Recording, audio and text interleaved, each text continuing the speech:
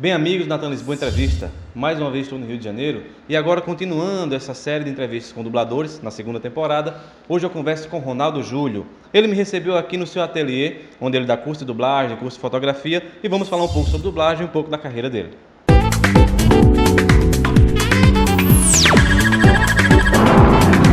Natan Lisboa. Ronaldo, primeiro, brigadaço por me receber aqui, por aceitar meu convite. E me fala quanto tempo de dublagem, quando você começou a dublar? Olha, eu comecei a dublar em 95, então eu tenho 22 anos de dublagem. Estou nessa carreira aí já há um bom tempo, né? Completei agora, dia 1º de fevereiro, 22 anos. Quando você começou a dublar, eu entrevistei a Mabel César. Sim. Ela me falou de um fato interessante, né? Que vocês começaram juntos num curso de dublagem com um cara que não era dublador.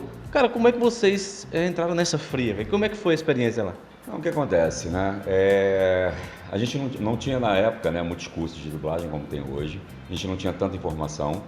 A gente só sabia de entrevistas de dubladores que tinham curso em tal lugar, não sei o quê. Então a gente se conheceu nesse curso há 22 anos. E aí a gente entrou nessa turma, acho que tinham mais 12 pessoas mais ou menos. E a gente foi desenvolvendo a técnica de dublagem, né? Essa pessoa, ela sabia realmente a técnica da dublagem, ela ensinou realmente, só que ele não era ele não trabalhou na área. Ele sabia o que era, como funcionava, mas ele não trabalhou. Por quê? A dublagem é isso, é persistência, é você fazer o curso, ter o registro profissional de ator, e você correr atrás dos lugares, né? Dessas oportunidades. E aí essa pessoa acabou não tendo essa paciência e acabou se tornando professor de dublagem. E no final do curso, eu já tinha o registro de ator, e no final do curso a gente descobriu que só podia realmente dublar quem era ator profissional, quem tinha um registro DRT. E a gente descobriu isso no final do curso. E aí várias pessoas ficaram frustradas por conta disso.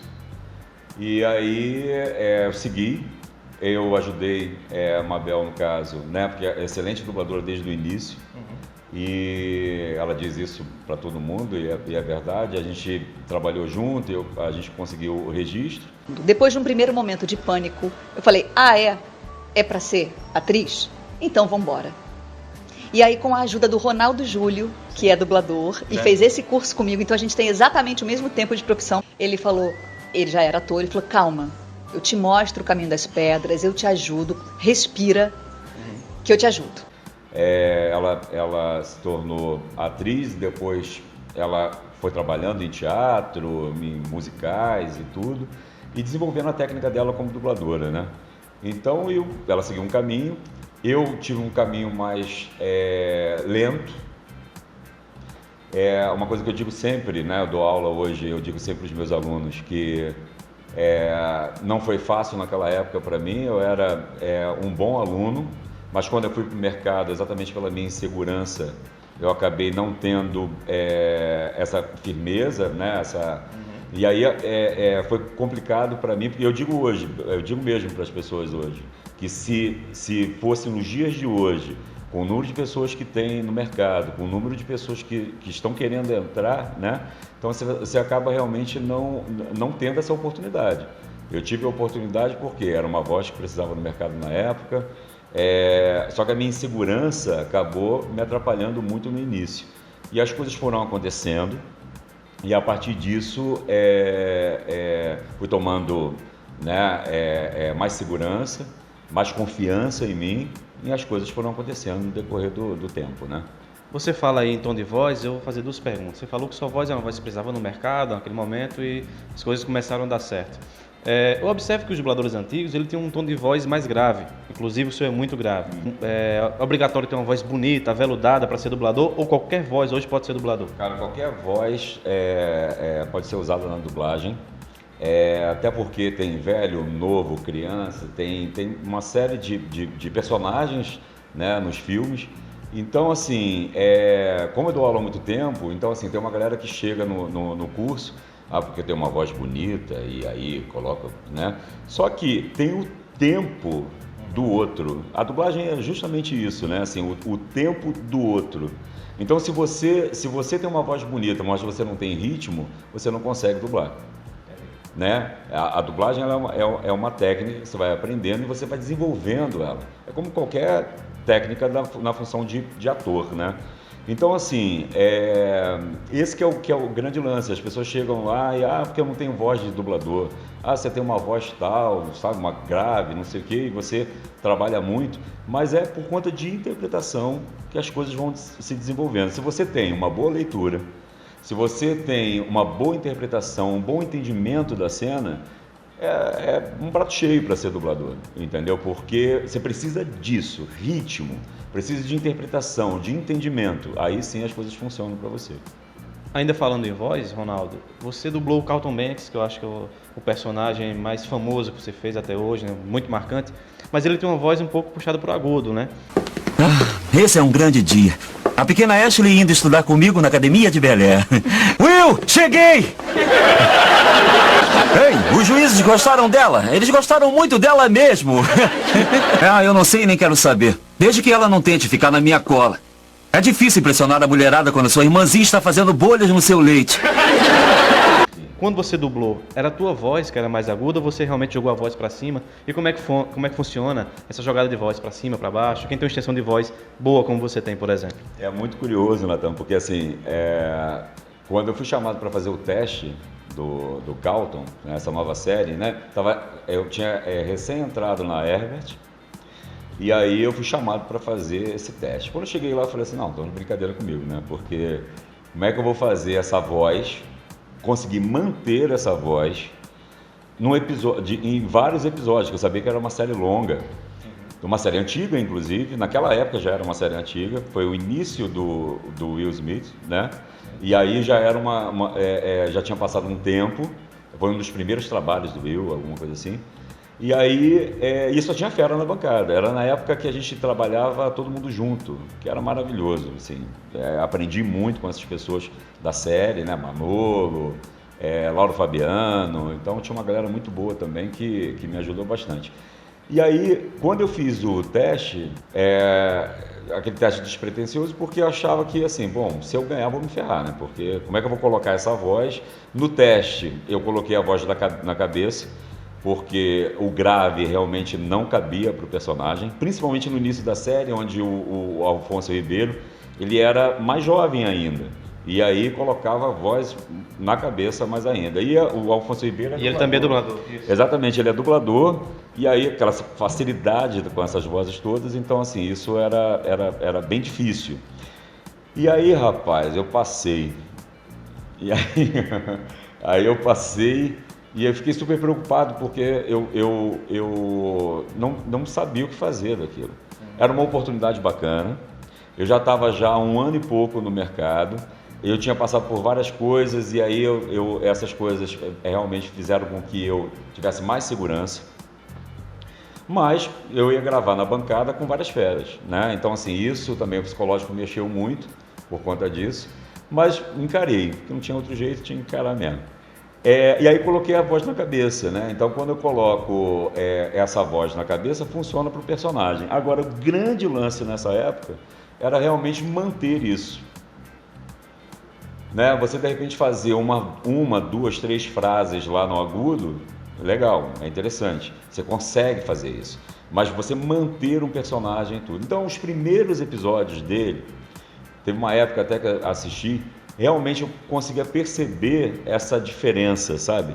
Era mais agudo, parecia até um adolescente, ficava com aquela coisa da voz, né? Assim, mudando um pouco, oscilando. Então, assim, isso para mim foi um teste. Eu comecei bom, aqui eu posso fazer mais agudo, até porque ele, como ator, ele trabalhava essa coisa do mais agudo, do mais grave, então eu tentei acompanhar isso dele. E aí isso me ajudou. Então, depois terminamos a primeira temporada e foi meio que, sinceramente, meio capenga nesse sentido, dessa colocação dessa voz.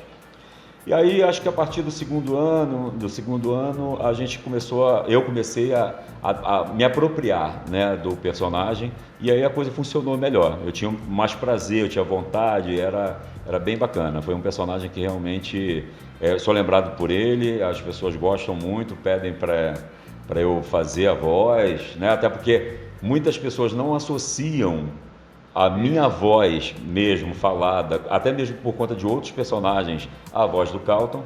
Mas é que eu falo, desde o começo, falando em voz, desde o começo eu me preocupava nessa questão da voz em relação ao trabalho. Por quê? Porque eu acho que cada personagem, tudo bem, o dublador ele tem uma voz, ele tem várias vozes, mas ele tem um tom que é dele, ele tem a interpretação que é dele. Mas eu acho que cada um merece um molho diferente. Então o Carlton ele tinha uma coisa que é no agudo, Luke Cage é um galanzão, o Daniel Craig é o outro. Então... Ainda não sei o que eu sou. Eu só estou vivendo a minha vida, dia após dia. Você acha que eu queria isso? Eu fui colocado num tanque feito um peixe exótico e adquiri habilidades. Eu queria ser deixado em paz. Preciso de um assistente na pesquisa. Devo ter assustado você para reagir assim. Quero que me ajude a pegar um assassino de mulheres. Eu não tenho a menor ideia da ligação que tenho com a morte de uma menina de 16 anos. Vai querer examinar isso? As pessoas não gostam que se metam em suas vidas. Então assim, eu vou trabalhando de acordo com o que eu vejo na tela. Então eu não sou o tipo de dublador que impõe a minha voz para todos os personagens. Você lembra de alguma frase do Carlton e pode fazer aqui pra gente? Não, Will, não, assim não, eu vou falar com o papai. Entendeu? Então essa é a voz de cabeça. Maravilhoso. Na época que você dublava o Carlton Banks, certamente ainda era quando todo mundo dublava junto, né? E eu conversando com o Mabel, conversei também com o Mário Monjardim, e eles falaram, pelo menos eles gostavam mais quando dublava todo mundo junto, que era questão de interpretação, aquela troca, né? Segundo o Mário Monjardim, perdeu a alma a dublagem. Hoje é perfeito, sincronismo, etc., mas perdeu a alma. Você preferia como era antes, dublava todo mundo, ou você prefere hoje que dubla separado? Olha, eu prefiro, sinceramente, eu gostava muito, assim, aquilo que eu falei, no meu início eu tinha um medo, porque a experiência que eu tive foi com Vera Miranda do meu lado, que para mim é a melhor dubladora, né? Assim, foi a melhor dubladora nossa. Aí eu tinha Orlando Drummond, a primeira vez que eu gravei com Orlando Drummond, eu já estava fazendo já uns papéis, fazia um advogado que estava defendendo lá o réu lá, e aí a gente gravava junto, né? E eu falava, e o Orlando Drummond entrou no estúdio para fazer o juiz, para falar meia dúzia de frases. Cara, eu não conseguia abrir a minha boca, porque o meu ídolo estava lá. Né? Então, assim, eu escutei essa voz desde criança, Scooby-Doo e tudo. Então, assim, era maravilhoso você ter esse registro, né, desde a infância do seu lado ali. É como se fosse comparando, né, estou na Globo fazendo uma novela com Fernanda Montenegro e por aí vai. Né? Então, assim, isso foi bacana. E aí trabalhar junto, é isso que eu falo para a galera que está começando hoje. Acho que o grande problema é esse, assim, a gente não tem referência. Né? Quando você está na bancada com essas pessoas, você, por exemplo, o pessoal vê assim, fulano de tal é bom, quero me espelhar nele, é bacana, não sei o quê, mas o trabalho está pronto. Está lá editado, né? Tá bonitinho ali. Muitas vezes nem encontra o cara, né? No trabalho. Exatamente. Então, assim, quando a gente tá junto, a gente sabe qual o tom que posso usar na cena. Aprendi muito com Selma Lopes, Carmen Sheila. Cara, eu sempre falo isso com a Carmen, que ela tinha eu vi uma cena dela em que essa cena ela descobriu que ela perdeu o filho e que aí ela vai direto no túmulo do filho e chora por ele, né? Cara, é uma das cenas mais fortes que eu já vi na vida e, assim, um trabalho de dublagem maravilhoso. Então, eu sempre vou me espelhar em profissionais como ela, né? Selma Lopes, da Mata, já falecido, foi meu professor, né? Então, assim, essa galera toda da antiga que dava uma aula, sabe? E aí, às vezes, as pessoas falam assim, poxa, é um trabalho excelente. Teve um dia que eu estava em casa, estava zapeando lá, aí comecei a ver um filme, assisti um filme antigo, com dublagem antiga, aí estava da Mata, Sumara, Selma Lopes, Carmen Sheila, Sônia de Moraes, Sônia Ferreira. Então essa galera toda, assim, você para assistir aquela interpretação, aí você via, né, o sync, não tão perfeito como é hoje, mas você via a interpretação e tudo. Aí é o que eu falo, né? Eu, como profissional, há 22 anos trabalhando na área, eu não tenho essa interpretação, essa excelência de interpretação que esse pessoal tinha, né? Porque era um processo mais devagar, mais artístico, e hoje, cara, a gente tem que correr muito. É uma reclamação que eu tenho, assim, de que tem que fazer, né? A gente faz 20 loops por hora, que esse é o certo, como forma de pagamento e tudo, mas de uma certa forma a gente dá uma acelerada, né? Isso, vários fatores foram fazendo com que isso realmente acontecesse. Estúdio, tempo de estúdio, cliente, prazo, então essa coisa toda fez com que realmente a gente acelerasse esse processo de assistir, porque antigamente esse pessoal assistia 3, 4 vezes para fazer aquela coisa bem bacana, e hoje, por conta desse ritmo, a coisa é mais acelerada, né? Agora eu queria falar uma coisa, eu sou nordestino, sou de Campina Grande, e meu sotaque ainda é muito forte, e, enfim, também não tenho pretensão nenhuma de mudar. E tem 2 nordestinos, dubladores, que eu sou apaixonado, né? Tem alguns, mas tem 2 que eu sou apaixonado, que é o José Santa Cruz, né? Que é paraibano, inclusive, é meu conterrâneo, e o falecido Jomeri Pozzoli, né? Que é piauiense. Peter, é nessa fase que um homem define aquilo que ele vai acabar sendo pelo resto de sua vida. Cuidado com o que você vai ser. Lembre-se, com grandes poderes, vem grandes responsabilidades. Pode me dar atenção, por favor? Eu tenho uma coisa a dizer. Eu percebo que aquela fábrica de creme de fruta no pântano era errada. Claro, o creme é importante, mas o besouro também. O sotaque. Tem que ser o sotaque paulista e carioca? Tem que ser dessas 2 praças para ser dublador? Ou hoje em dia está mais maleável, você aceita outro tipo de sotaque? Porque esses nordestinos, apesar de ser nordestinos, não tinham sotaque nordestino, né? Tinham um sotaque um pouco mais carioca. Então como é que fica a questão do sotaque? Exatamente. No meu curso mesmo, né? Quando eu dou aula na Cal, lá em Laranjeiras, aparece gente de todo o Brasil. Até uma francesa que está morando no Brasil foi fazer curso comigo, e uma portuguesa também. E aí sempre perguntam isso, né? Assim, principalmente curso de férias na Cal, vem uma galera de outros estados e tudo, e aí sempre perguntam sobre essa questão do sotaque. E aí, assim, Rio de Janeiro e São Paulo são os polos, né? Mas a dublagem hoje está acontecendo em alguns lugares, isso a gente está sabendo, né? E aí eu digo sempre, Rio, por exemplo, você tá no Rio e você quer dublar no Rio, você tem que pelo menos dar uma neutralizada no sotaque. Eu tinha uma baiana arretada lá no curso, que era ótima atriz, né? E conseguiu pegar a técnica bem. Cara, na hora de dublar ela era fantástica, ela conseguia neutralizar o sotaque inteiro, entendeu? Então, assim, isso é um ponto positivo. Então, assim, se você está no Rio, não é perder o sotaque, até porque o Santa Cruz, você falou sobre essa questão, às vezes dá uma puxada ali, né, e tudo, mas acaba sendo uma característica e acaba quase neutralizando o sotaque. Mas você sente alguma coisinha que é diferente. Como o carioca também, né? Eu tenho muito chiado. Né? Eu, quando dublei, fiz um filme em São Paulo, que foi o Chocolate, que eu fui chamado para dublar lá, um ator meu que apareceu, eu fui lá para São Paulo dublar.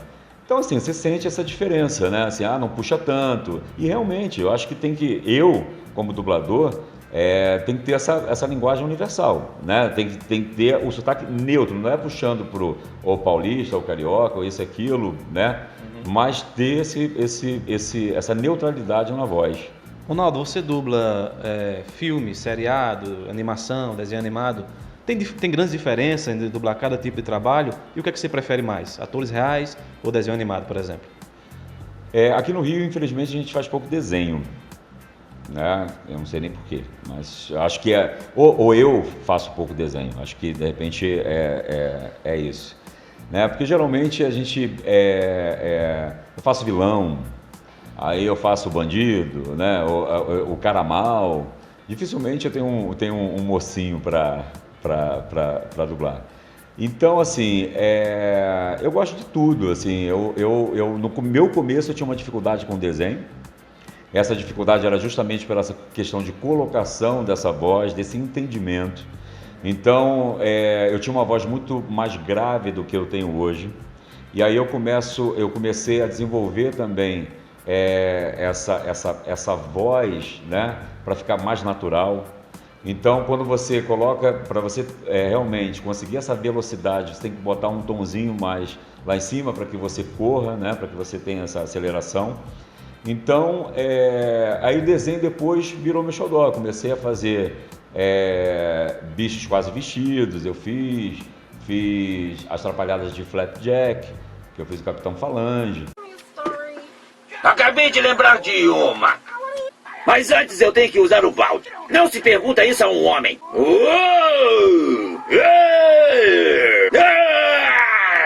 Só estava lembrando quando um peixe monstruoso destruiu o meu barco e engoliu a minha esposa. E aí, muitos, os Ursinhos Carinhosos também, que a redublagem foi feita aqui no Rio, eu fiz o Coração Valente. Então, outros aí que deram essa forma na minha voz para que eu trabalhasse melhor. Então, aí série, eu faço muita série, né? Faço o Agente Coulson da S.H.I.E.L.D., aí faço The Cat, que eu faço o principal, faço Luke Cage também, que é super bacana, muita novela mexicana. Eu gosto de série, e gosto de séries densas, né? Apesar de assim, eu não tenho muito tempo para poder assistir as coisas que eu faço, porque tem muito trabalho, eu me desdobro em muita coisa, na fotografia, na dublagem, dando aula, e acabo realmente não tendo tempo de parar para assistir, a não ser que seja um filme que é hiper badalado e todo mundo está falando, pô, assiste, que é legal, não sei o que, aí eu vou lá, então assistir. Ronaldo, para quem quer fazer um curso de dublagem com você, o que é que faz? Procura quem? Já precisa ser ator? Não sendo ator, já consegue fazer? Fala rapidinho como é que funciona o teu curso de dublagem. Então, eu dou aula na Cal, dou aula no ateliê artístico e dou aula no espaço meu na Tijuca, né? Para fazer o curso de dublagem, o iniciante, você não precisa ser ator, tá? Mas para trabalhar, isso que fique bem claro, você precisa do registro profissional, tá? Isso é importante dizer, até porque no início da entrevista a gente falou sobre isso. Então, assim, é um curso livre. E por incrível que pareça, assim, principalmente na Cal, eu tenho 10 alunos, por exemplo, 10, 12 alunos. E aí eu tenho lá 10 que não são atores. São pessoas que querem conhecer a voz, os limites, querem conhecer a técnica de dublagem. Então, o curso ele é livre. Assim, eu conheço muita gente que eu sou médico, mas eu estou cansado da minha profissão, ou quero experimentar novas coisas, e aí advogados, engenheiros e tudo, então vão no curso, têm aquele conhecimento e alguns se apaixonam e ficam. É impressionante. E aí, assim, pessoas que já entraram num curso sem pretensão alguma e que hoje, inclusive, trabalham. Eu acho que é bem interessante isso. Se apaixonam, né? Como eu sou um apaixonado pela dublagem, e aí as coisas vão acontecendo. Então, assim, eu dou curso na Cal, para iniciante. O ateliê artístico lá em Ipanema, eu também dou aula lá, de vez em quando lá para eles, eu sou um professor convidado. E o curso na Tijuca tem três modalidades aqui. O curso infantil, que é com a Eve Side, ela dá aula aqui para as crianças, às quintas-feiras avançado e aos sábados para iniciantes. Carmen Sheila, eu tenho o prazer de ter essa maravilhosa profissional aqui comigo, dá aula na Tijuca também. Até eu fiquei com vontade agora. Carmen Sheila é maravilhosa, tanto como profissional como pessoa, é minha parceira. A gente tem aqui às segundas-feiras o curso que é para iniciante.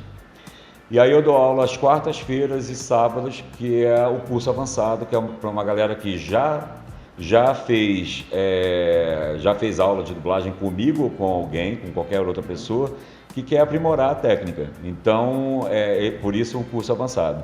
E aí a gente desenvolve esse trabalho para colocar essa pessoa no mercado. E para concluir nosso bate-papo aqui maravilhoso, infelizmente ele não vai aceitar meu desafio, tá? Ele não vai aceitar meu desafio, ele não vai fazer a dancinha do Carlton, por hierarquia, né? Já que Manolo Rey e Felipe Maia tem um canal, Quem Dubla, e Manolo Rey dublava Will Smith, né? Então é nada mais justo que Carlton Banks e Will Smith, ou seja, Ronaldo Júlio e Manolo Rey, façam uma dancinha exclusivamente no canal do Quem Dubla. Eu perdoo, fiquei triste, mas vou ter que aceitar. Maravilha, Ronaldo. Muito obrigado, cara. Muito obrigado mesmo. Mais uma honra conhecer mais um dublador. Você que é um dos meus ídolos também, tá? Então, se você gostou dessa entrevista, você curte, compartilha, se inscreve no canal, tá? E mais dubladores virão, porque é uma nova série só com dubladores, tá bom? Obrigado e até a próxima, Ronaldo. Valeu. Muito obrigado, meu irmão. Obrigado.